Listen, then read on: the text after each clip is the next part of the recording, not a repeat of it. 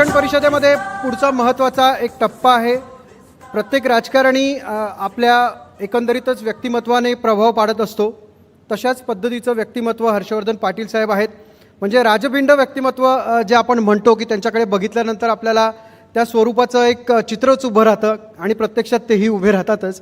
तर त्यांना मी विनंती करतो ते आज राजकारणी म्हणून नाही तर कुलपती, पिंपरी विद्यापीठाचे कुलपती म्हणून आपण यावत आणि अरुण मेहत्रे सरांना विनंती की त्यांना आपण स्टेजवर घेऊन यावं। पण कुलपती म्हणून जरी आपण यांना विचारत असलो तरी राजकीय मतं त्यांना द्यावी लागतीलच शिक्षणाच्या संदर्भात।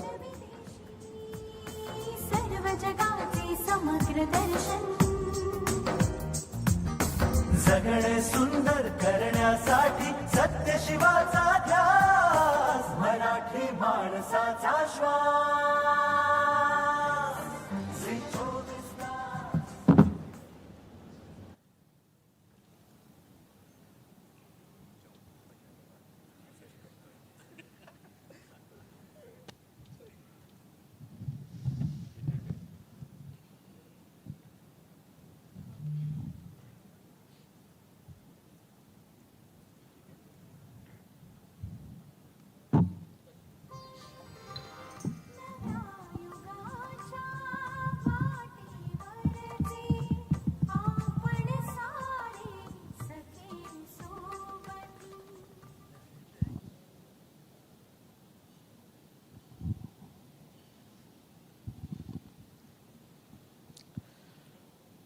नमस्कार, पुन्हा एकदा आपल्या सगळ्यांचं स्वागत। पुढच्या सत्राकडे आपण वळतो आहोत आणि अर्थातच माझा सहकारी प्रशांतने उल्लेख केला त्यानुसार हर्षवर्धन पाटील सर आपल्यासोबत आहेत, जे केवळ राजकारणी नाहीत तर एक शिक्षणाच्या क्षेत्रामध्ये काम करणारे एक नेते किंवा एक कार्यकर्ते आपण म्हणू शकतो। पिंपरी चिंचवड एज्युकेशन ट्रस्टच्या माध्यमातून हर्षवर्धन पाटील शिक्षण क्षेत्रामध्ये कार्यरत आहेत। 33 वर्षाचा प्रवास आहे ट्रस्टचा।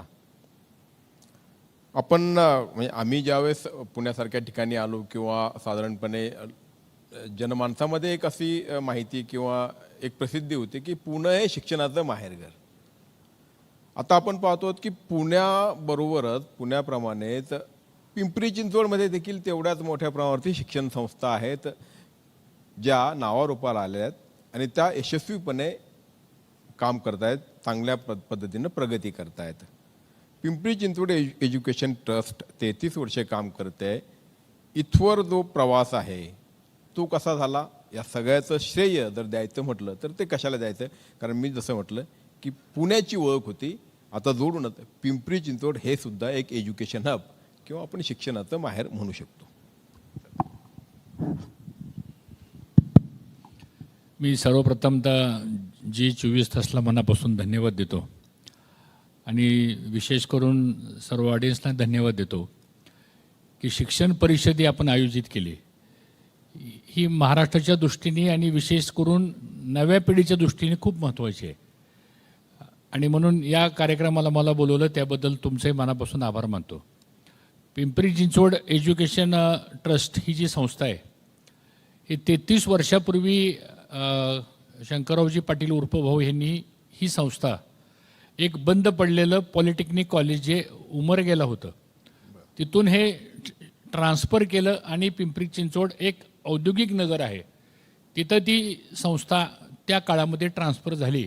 त्यावेळेस भाऊ खासदार होते आणि ते पिंपरी चिंचवड हे बारामती लोकसभा मतदारसंघामध्ये येत होतं, त्यामुळे त्यांनी त्यांच्या मतदारसंघामध्ये ते पॉलिटेक्निक कॉलेज आणलं आणि नव्या पिढीला व्यवसाय शिक्षण मिळावी त्याच्या पाठीमागची कल्पना होती। बरोबर, बऱ्याच वेळा 1, 2, 3, 5 वर्ष खूप स्ट्रगल करावं लागलं त्यांना आणि मग बघता बघता आज ही संस्था याची एक प्रायव्हेट युनिव्हर्सिटी झाली।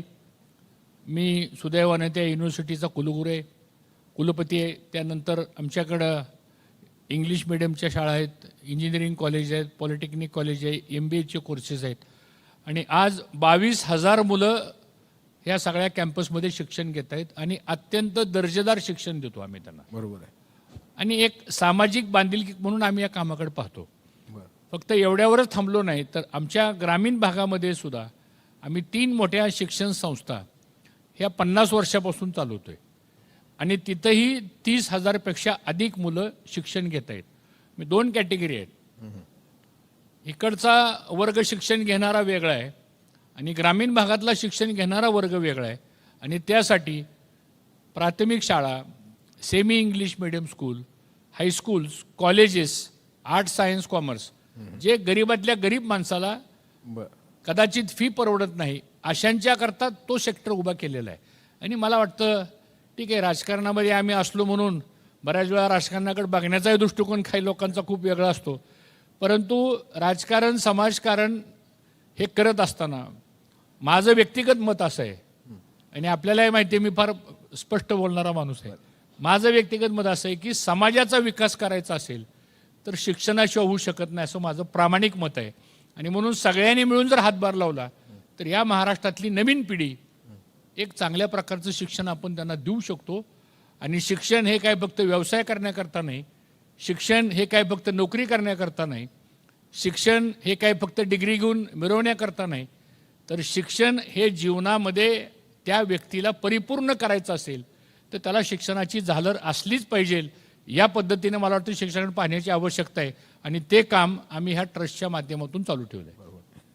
आणि त्याच म्हणजे त्याचाच धागा पकडत विचारतोय की पिंपरी चिंचवड एज्युकेशन ट्रस्टचं पिंपरी चिंचवडमधलं इंजिनिअरिंग कॉलेज आज देशातलं एक नामांकित कॉलेज म्हणून ओळखलं जातं, जिथे प्रवेशासाठी खूप मोठी स्पर्धा असते. असं वेगळं पण या कॉलेजमध्ये आणण्याचा काय प्रयत्न केला गेला, काय वैशिष्ट्य सांगता येईल? कारण आपण जसं मी आता आधीच्या सत्रामध्ये बोलताना चंद्रकांतदादा पाटील आपल्यासोबत होते, उच्च आणि तंत्र शिक्षण मंत्री. परिस्थिती अशी आहे की अनेक इंजिनिअरिंग कॉलेजेस आज ओस पडत आहेत. म्हणजे उद्याच्याला तिथे कदाचित मंगल कार्यालय थाटावीत की काय अशी परिस्थिती येईल, अशी स्थिती राज्यात आहे. पण तुमच्या कॉलेजमध्ये हा जो ओघ आहे विद्यार्थ्यांचा की त्यासाठी जी स्पर्धा आहे त्याचं काय नेमकं गमक आहे, काय कारण आहे? मुळात आम्ही सर्व ट्रस्टीज त्या संस्थेमध्ये जे काम करतो, एकतर त्या प्रसिद्धीपासून आम्ही फार दूर असलेली माणसं आहे. मी त्या संस्थेपुरतं सांगतो, मी पॉलिटिक्स हा भाग वेगळा आहे. दुसरं महत्त्वाचं कारण आमचा ट्रस्टीचा एज्युकेशनमध्ये कुठेही इंटरफेरन्स नसतो. तिसरी गोष्ट, क्वालिटी एज्युकेशन द्यायचं असेल तर सगळ्यात पहिल्यांदा शिस्त महत्त्वाची आहे, डिसिप्लिन, ती तिथं आम्ही चांगल्या पद्धतीने सांभाळलेली आहे. दुसरी गोष्ट तो स्टाफ आहे आमचा. मी अभिमानानं सांगेल आज आमच्या इंजिनिअरिंग कॉलेजच्या स्टाफला we are paying them 7th pay commission. आणि मग तो स्टाफ जर त्याला जर चांगली सॅलरी मिळाली, त्याचा माइंडसेट जर आपण चांगल्या पद्धतीने सांभाळला तर तो स्टाफ चांगलं एज्युकेशन मुलांना देऊ शकतो आणि तिथं आमची क्वालिटी इम्प्रूव्ह झाली. तिसरा महत्त्वाचा भाग प्लेसमेंट. प्लेसमेंटमध्ये सुद्धा आज सगळ्या जेवढ्या मल्टीनॅशनल ब्रँडेड कंपन्या आहेत,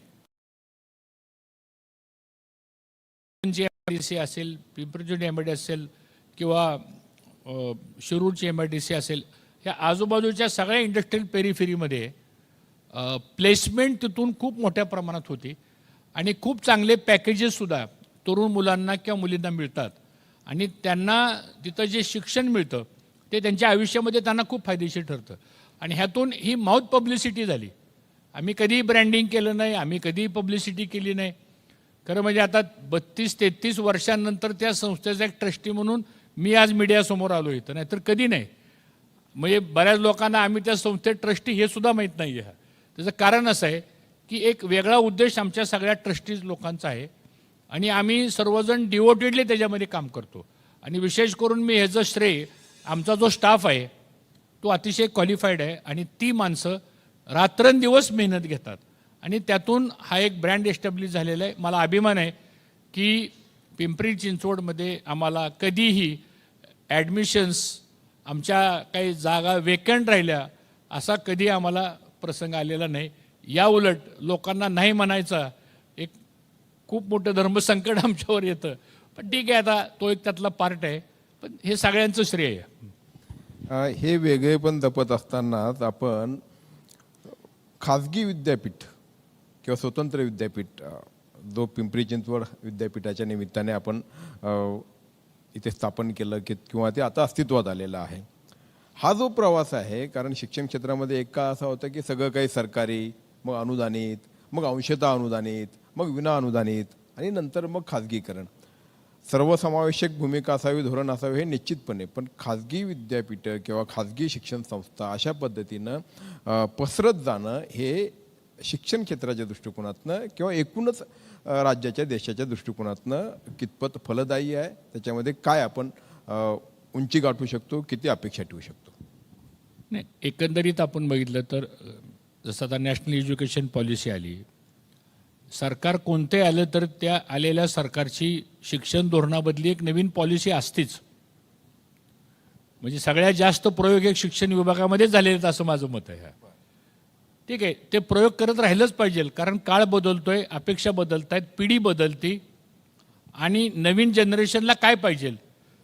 आता आम्ही ज्यावेळेस एकत्रित म्हणून विचार करायचो की गव्हर्नमेंटनी प्रायव्हेट युनिव्हर्सिटीचं एक बिल आणलं, त्या संपूर्ण, आता मी पण 10 वर्ष संसदीय कार्यमंत्री होतो त्यामुळे मला सगळी ती प्रोसेस माहिती आहे. आम्ही हा विचार केला की ह्याचा फायदा आपण नेमका विद्यार्थ्यांसाठी काय करू शकतो. ठीक आहे, आता सेटअप झाला, आमचे 3 इंजिनिअरिंग कॉलेज झाले, आज तिथं खूप मोठ्या प्रमाणात विस्तार झालेला आहे, पण तेवढ्यावर थांबून चालणार नाही, आपल्याला पुढचं उद्दिष्ट बघावं लागेल. आणि प्रायव्हेट युनिव्हर्सिटी आज असं आहे की गव्हर्नमेंटला सुद्धा मर्यादा आहेत. एक काळ बघा, आपण पूर्वी गव्हर्नमेंटचे मेडिकल कॉलेज इंजिनिअरिंग कॉलेज असायचे गव्हर्नमेंटचे, किती ॲडमिशन्स मिळायच्या. मी खरं म्हणजे स्वर्गीय वसंतदादांना क्रेडिट देतो, त्यांनी एक धोरण आणलं महाराष्ट्रामध्ये. आणि काय धोरण आणलं सांगतो, हां, ते धोरण आणलं, नॉन ग्रँटची पॉलिसी आणली त्यांनी आणि परमिशन्स देऊन टाकल्या. आज त्यावेळेस टीका झाली, पण आज जर बघितलं आपण तर त्यातून ह्या सगळ्या संस्था उभ्या राहिल्या, त्यातून एज्युकेशन हब निर्माण झाला. आणि मला अभिमानानं सांगावं वाटतं की एज्युकेशन क्षेत्रामध्ये महाराष्ट्र हे लीडिंग राज्य आहे आणि आता ह्याचा दर्जा आम्हाला इंटरनॅशनल लेवलला न्यायचा आहे. आता हे आमचं जे युनिव्हर्सिटी आहे, दुसरं वर्ष आहे. पहिल्या वर्षी आमच्याकडं 1200च्या आसपास ॲडमिशन झाल्या पहिल्या वर्षामध्ये. जानेवारीत परमिशन मिळाली, आम्ही ऑगस्टला कॉलेज सुरू केलं, युनिव्हर्सिटी सुरू केली. आत्ता आजचे फिगर्स मी इथे येण्यापूर्वीच आमच्या व्हाईस चान्सलरला विचारलं तर 1680पर्यंतचं ॲडमिशन झालेलं आहे.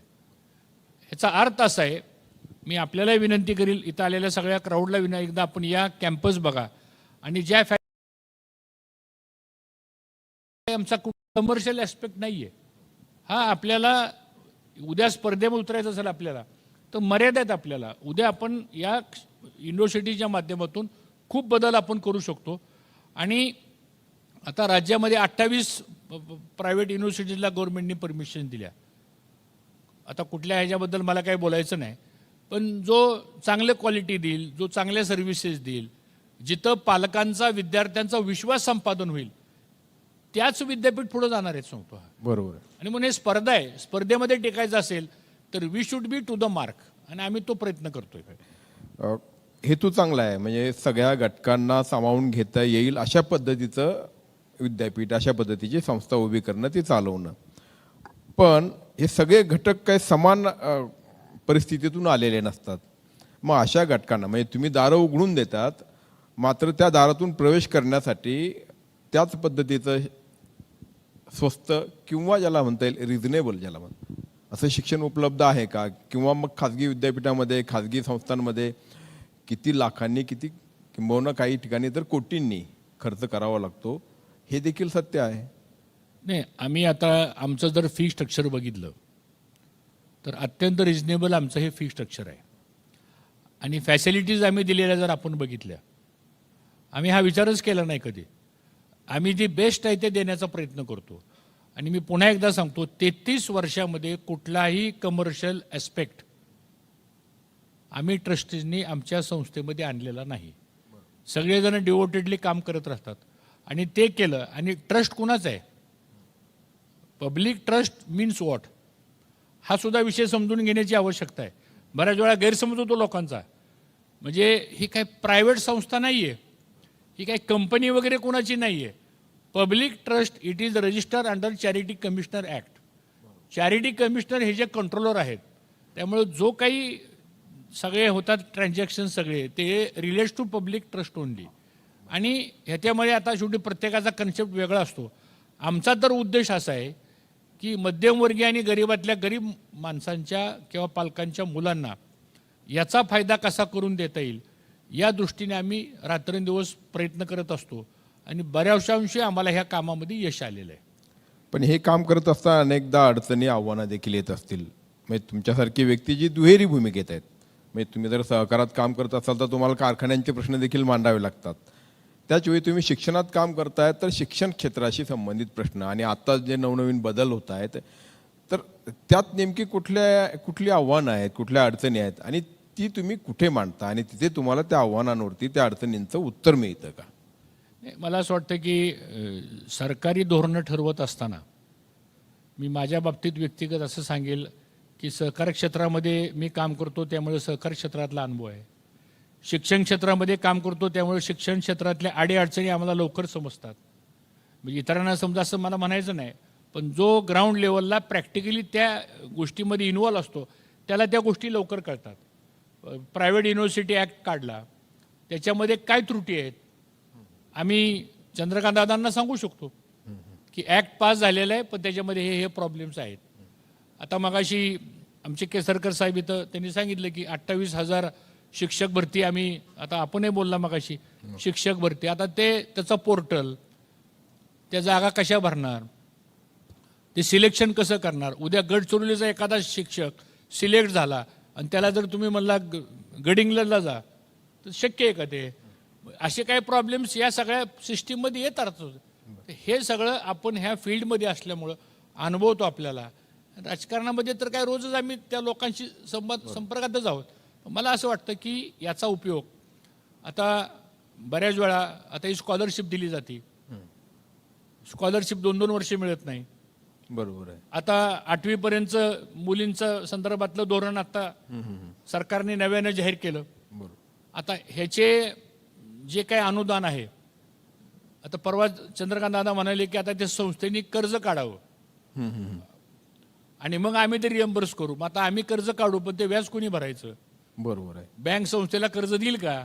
असे बरेच प्रॉब्लेम्स आहेत. हे आपण प्रॅक्टिकली दुसऱ्यांनी कोणी येऊन सांगण्यापेक्षा किंवा दुसरं कोणी डेलिगेशन येऊन आम्हाला ते निवेदन देण्यापेक्षा वी आर एव्हरीडे पॉलिसी मेकर्समध्ये, गव्हर्नमेंट सिस्टीममध्ये आपण करू शकतो. हा एक बेनिफिट मला असं वाटतं व्यक्तिशः मला या सगळ्या कामामध्ये मिळतो. आणि मी स्वतः BCom LLB झालो आहे, मी MBA झालेलं आहे मार्केटिंग फायनान्समध्ये. इंग्लिश मिडियम मिलिटरी स्कूलमध्ये मला शिक्षण घेण्याचा योग मिळाला. त्यामुळे बेसिकली मला लहानपणापासूनच शिक्षण क्षेत्राची एक आवड आहे. शेवटी आवड लागते प्रत्येकाला. हा बरोबर आहे. आणि म्हणून मी हे सगळं जे काम करतो एक आवड म्हणून आणि एक सेवा म्हणून. आणि नवीन पिढी घडवल्यानंतर आज परवा आमचा एक मुलगा, त्याला 1.5 का 2.25 कोटीचं पॅकेज मिळालं. त्याला पहिल्यांदा फोन केला, मी नाव सांगत नाही त्याचं, पण त्याला मी पहिल्यांदा फोन केला की तुझ्यापेक्षा जास्त आनंद मला झाला की माझ्या कॅम्पसमधला एक मुलगा आज प्लेसमेंटमध्ये तुला एवढा चांगला जॉब मिळाला. मला असं वाटतं ह्या गोष्टी एक समाधान देणाऱ्या गोष्टी असतात आणि ते आपण करत राहायचं असं माझं मत आहे. हे छान आहे म्हणजे की 1-1.5 कोटीचं पॅकेज एखाद्या विद्यार्थ्याला मिळणं. आता अलीकडच्या काळातल्या बातम्या म्हणजे मी IIT बद्दल विचारतोय. मध्ये एक मला वाटतं एक कॅम्पेन सुरू केलं होतं त्यांच्या माजी विद्यार्थ्यांनी की विद्यार्थ्यांना अधिकाधिक प्लेसमेंट कशी देता येईल यासाठी म्हणून माजी विद्यार्थ्यांना कॅम्पेन करावं लागलं. एवढ्या नामांकित संस्था आणि त्यांच्यावरती अशी वेळ किंवा त्यांच्या विद्यार्थ्यांना प्लेसमेंट मिळू नये, त्यांना रोजगार मिळू नये, ही परिस्थिती कशामुळे उद्भवली? असं आहे, the number of students getting graduated or getting degree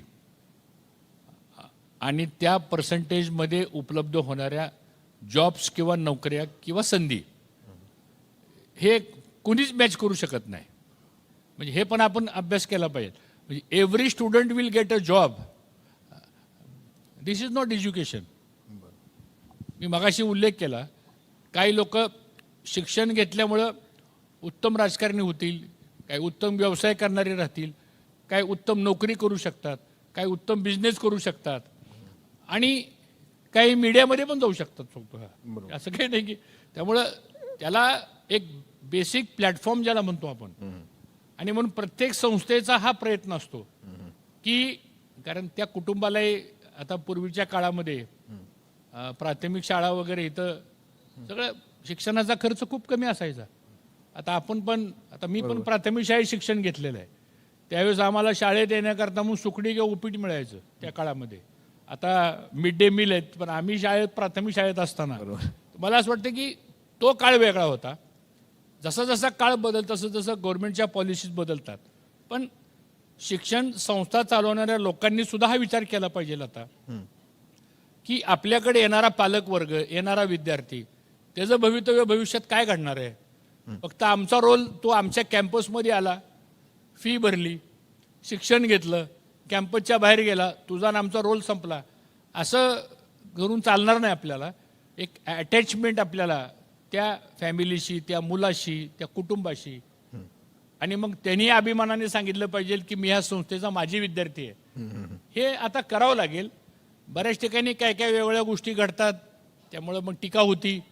पण आम्ही काही गोष्टी आमच्या संस्थेमध्ये पथ्य पाळलेलं आहे, आणि म्हणून ह्या 32-33 वर्षामधला हा प्रवास हा आम्ही गाठू शकलो असं मला वाटतं. म्हणजे प्रामुख्यानं काळानुरूप बदल शिक्षण क्षेत्रामध्ये होणं अपेक्षित आहे.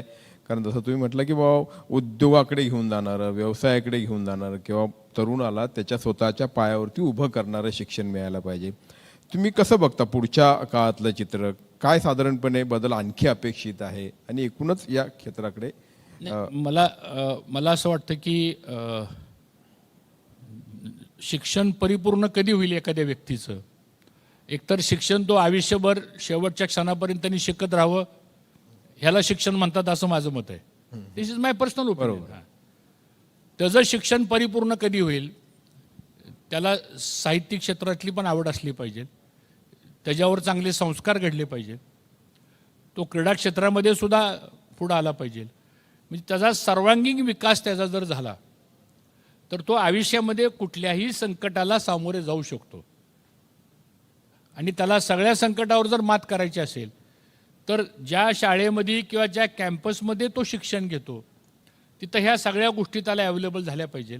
एक पुढच्या काळामध्ये मला जे दिसतंय की हेल्थ इश्यू हा आता नव्या पिढीचा एक मोठा प्रश्न आहे. आता अगदी आपण जर IAS IPS वगैरे सिलेक्शन झालेली मुलं जर बघितली, आता एक परवा माझ्याच मतदारसंघामधला एक मुलगा तो IAS झाला, तो मला त्याचा सत्कार केला. मी त्याच्याकडे बघितल्यानंतर म्हणलं हा उद्या डिस्ट्रिक्ट कलेक्टर झाल्यानंतर ह्याची पर्सनॅलिटी कशी आहे, ह्याची उंची किती, ह्याची हाईट कशी, ह्याची बॉडी कशी, म्हणजे फिजिकल फिटनेस हा सुद्धा मला वाटतं या पुढच्या काळात पिढींना सांगणं आवश्यक आहे, जे दुर्लक्षित झालेलं आहे आता. हा दुसरा मुद्दा असा आहे की येणारी पुढची आव्हानं काय काय आहेत आपल्यासमोर. आता संपूर्ण जग आता एक कॉमन विलेज झालेलं आहे.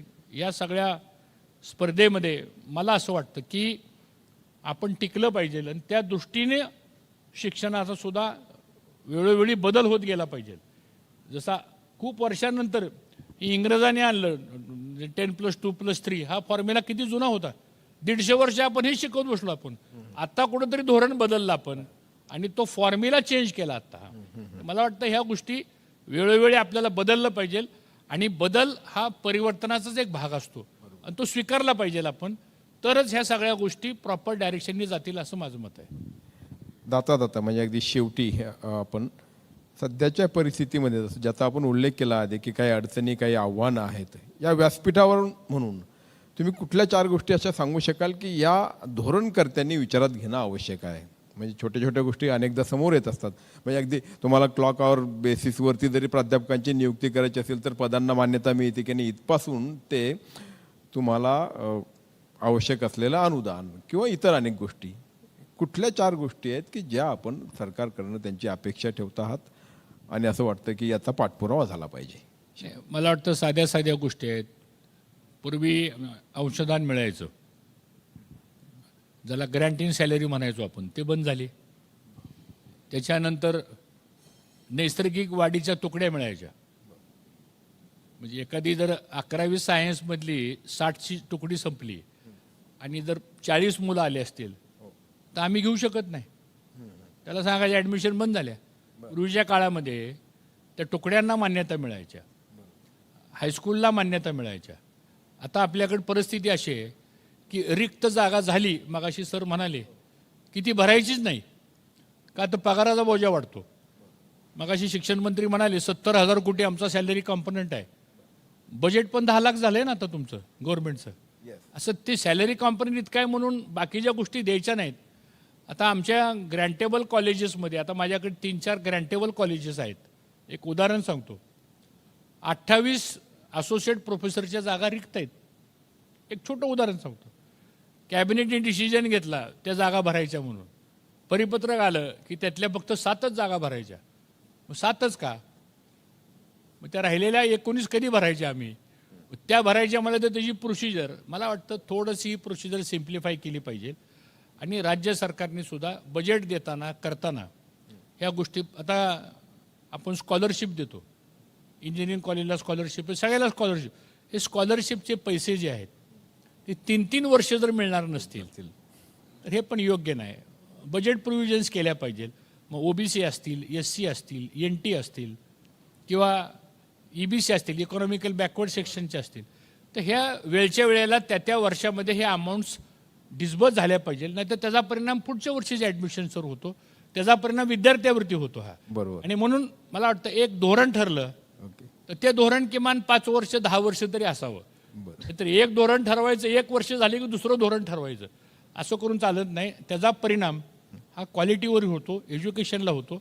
आणि मग we are playing with the young generation असं होऊ नये, असं माझं मत आहे. म्हणजे आपण नुसतंच म्हणतो की शिक्षण हे व्यक्ती विकासाचं, समाज विकासाचं, राष्ट्र विकासाचं साधन आहे, पण केवळ असं म्हणून चालणार नाही, तर त्याच्यासाठी आवश्यक तरतूद केली पाहिजे. अन्यथा काय की सरकार बदलतात आणि प्रश्न तेच कायमच राहतात, असं व्हायला नको. बघूयात हर्षवर्धन पाटलांनी जे प्रश्न उपस्थित केलेत ते धोरणकर्त्यांपर्यंत पोहोचतील आणि निश्चितपणे यावरती काहीतरी आपल्याला एक पॉझिटिव्ह, एक सकारात्मक. माझी G24 तासला एक सजेशन आहे की आपण ही शिक्षण परिषद जी घेतली, हो, ही शिक्षण परिषद झाल्यानंतर ह्याचा एक ड्राफ्ट आपण बनवा. आणि हा ड्राफ्ट जो आहे अगदी हा काही स्टेट गव्हर्नमेंटशी संबंधित असेल तर आपण त्याचा पाठपुरावा करू. अगदी नॅशनल एज्युकेशन पॉलिसीशी संबंधित असेल तर करू. अगदी आणि पुढच्या वर्षी ज्यावेळेस तुमचा कधी असा काही परिषद होईल त्यावेळेस गेल्या परिषदेमध्ये ह्या ज्या गोष्टी आपण केल्या हो, त्याच्यातून काय आउटपुट निघाला बरोबर आहे. ते जर झालं तर ते बरं होईल. आणि उद्या तुमची जी कृषी परिषद जी आहे हो, ती सुद्धा खूप महत्वाची आहे. हो हो हो, तर त्या कृषी परिषदेमध्ये सुद्धा जे काही तुम्ही एक्सपर्ट्स बोलवता, एक सजेशन आहे माझी, नाही अगदी अगदी आपला प्रश्न येतो, नाही मला जे वाटतं ते या ठिकाणी सांगतो, त्याचा पण एक ड्राफ्ट बनवावा. Yes. आणि मग कुठेतरी तुमच्या माध्यमातून लोकांच्या पर्यंत ते परत जावं की this is the achievement of this शिक्षण परिषद, this is the achievement of this agriculture परिषद. तर त्याचा फायदा आपल्या सगळ्यांना होईल. धन्यवाद. धन्यवाद. खरोखर खूप मोलाचं असं मार्गदर्शन केलं आणि सूचना देखील अतिशय महत्त्वपूर्ण अशी मांडली. आपण आमच्या शिक्षण परिषदेसाठी वेळात वेळ काढून उपस्थित राहिलात. मला माहिती आहे आपल्याला मुंबईला जायचं आहे, पण पुन्हा एकदा धन्यवाद. आणि आपल्याला विनंती करतो की आणखी आपले काही पाहुणे आहेत तर त्यांचा सन्मान आपल्या हस्ते इथे करायचा आहे. एक केवळ पुढचे 4 ते 5 मिनिट आपले घेऊयात आणि नंतर मग पुढच्या तरकडे जाऊयात. जी धन्यवाद हर्षवर्धन सर. खरं तर आज तुमच्यातला एक शिक्षकसुद्धा आम्हाला पाहायला मिळाला आणि खरंच आपण राजकारणी आहात, मात्र शिक्षण क्षेत्राविषयी आपल्याला असलेली ही सगळी आस आहे आणि आपण किती बारकाईने या सगळ्या गोष्टीचा विचार करता हे पुन्हा एकदा आम्हाला दिसलं. खूप खूप धन्यवाद. आज आपण आलात, पण आपल्याला विनंती आहे आपण मंचावर थांबावं. आणि मी G24 तासचे कार्यकारी संपादक कमलेश सुतार सरांना विनंती करते आपण मंचावर यावं आणि हर्षवर्धन सरांचं आपण एक छोटंसं रोपटं देऊन त्यांचे आभार मानूया. मनापासून आभार सर, आपण या कार्यक्रमासाठी आलात त्याबद्दल. क्षणोक्षणी अतूट आहे आपुले नाते, अतूट आहे आपुले नाते. तसंच मी दोघांना विनंती करते आपण असंच मंचावर थांबावं आणि मी पुढच्या निमंत्रितांना या ठिकाणी बोलावते. निलय मेहता, निलया एज्युकेशनचे संस्थापक निलय मेहता. स्वतः निलय मेहता हे CA आहेत. Commerce education smart BBA administration संस्थेतून ते संस्थेमध्ये शिकवतात. अत्यंत मोलाचं काम कॉमर्स इंडस्ट्रीमध्ये सरांचं आहे आणि त्यांचा आपण सन्मान करूया. हर्षवर्धन पाटील यांना विनंती आहे.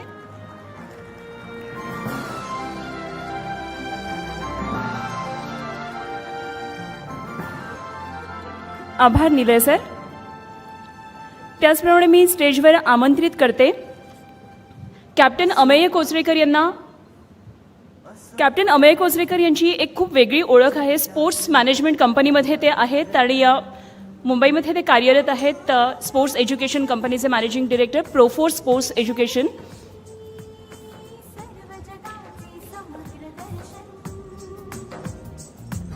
हर्षवर्धन सरांना विनंती करते आपण त्यांचा सन्मान करूया.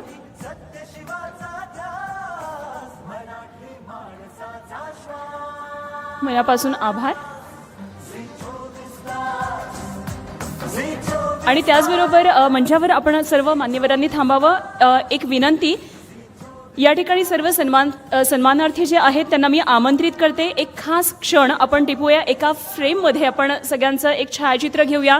ही आमच्यासाठी सदैव आठवण राहणार आहे आपली. मी सर्व सन्मान ज्यांनी घेतलेला आहे त्या सर्वांना मी आमंत्रित करते स्टेजवर. आपण हर्षवर्धन पाटील सरांबरोबर एक फोटो घेऊया.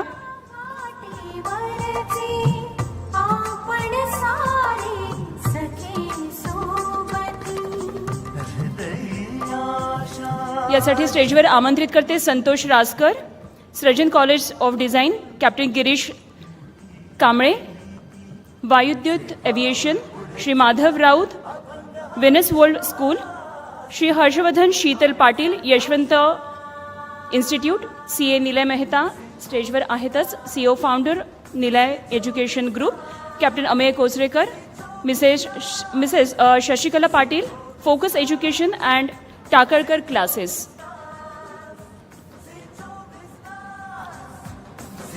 तसंच शिक्षणतज्ज्ञ अल देशमुख सरांना मी विनंती करते आपण स्टेजवर यावं. राजेंद्र देशमुख सर, मी आपल्यालाही आमंत्रित करते. अत्यंत मोलाचं मार्गदर्शन या दोन शिक्षण तज्ज्ञांनी आपल्याला या शिक्षण परिषदेमध्ये केलं.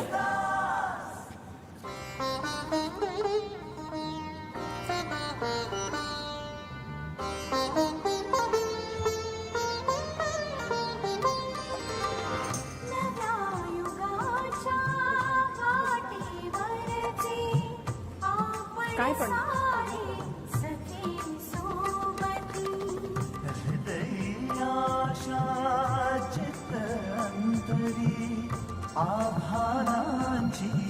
सर्व मान्यवरांचे पुन्हा एकदा आभार आणि सन्मानार्थींचेही आभार.